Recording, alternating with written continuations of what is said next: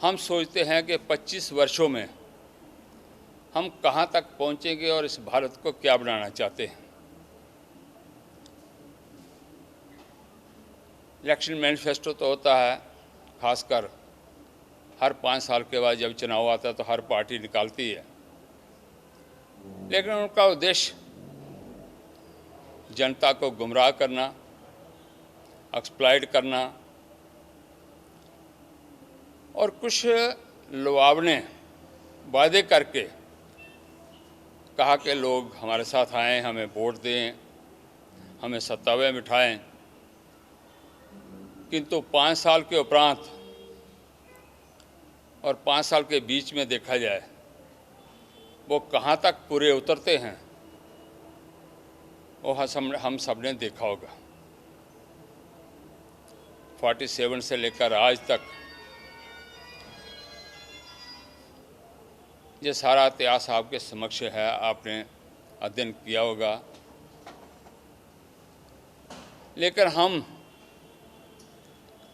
जो यानी कि ट्रैक रिकॉर्ड 10 वर्ष का रख रहे हैं आपके समक्ष है।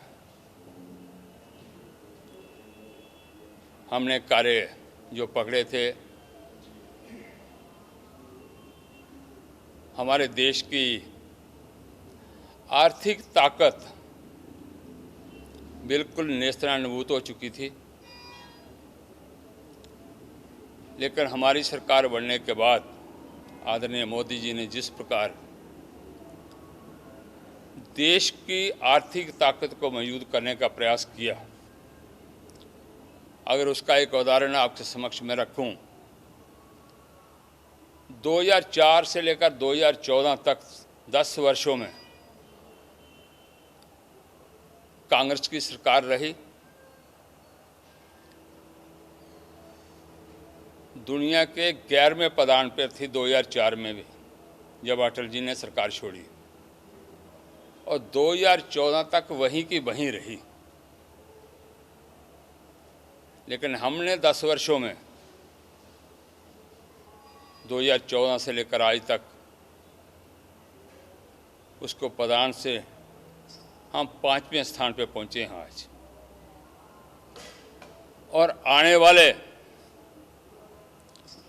हम इस 5 साल में एक टारगेट लेकर चल रहे हैं कि दुनिया की तीसरी ताकत हम बनने जा रहे हैं। हम 3rd स्थान पे कम से कम पहुंचेंगे। $5 ट्रिलियन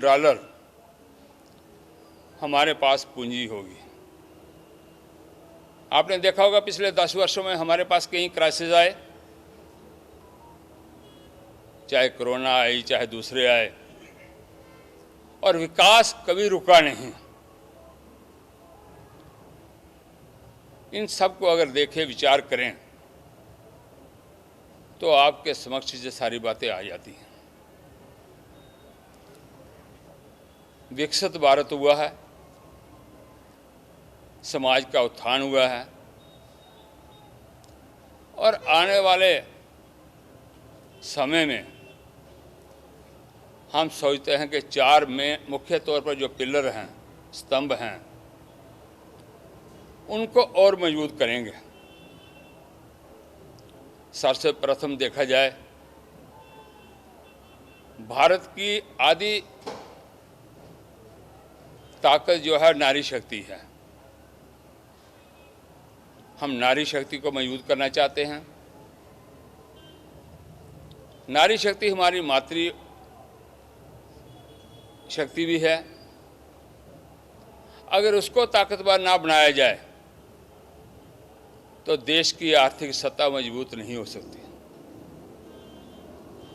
इसलिए आज हर क्षेत्र में नारी को जिस प्रकार बढ़ावा मिल रहा है आप सब जानते हैं। हमने पिछले 2 वर्ष पहले एक घोषणा की थी,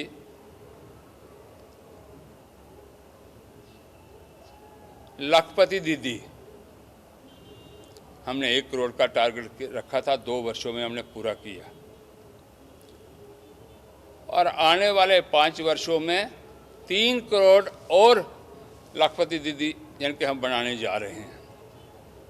कुल मिलाकर जड़ के 4 करोड़ अगर नारी शक्ति मजबूत होती है, अपने पाँव पे खड़ा होती है, उनका स्तर इनके ऊंचा होता है। नारी केवल एजुकेशन में नहीं, एडमिनिस्ट्रेशन में नहीं, नारी हर शक्ति क्षेत्र में बढ़े। सबसे कम अगर देखा जाए तो स्पोर्ट्स में, खेल में नारी शक्ति अभी बहुत पीछे है। हमारी सरकार बनने के बाद हम सोचेंगे उनके लिए खेल के अलग अलग के आयाम जो हैं वो हम मजबूत करना चाहेंगे।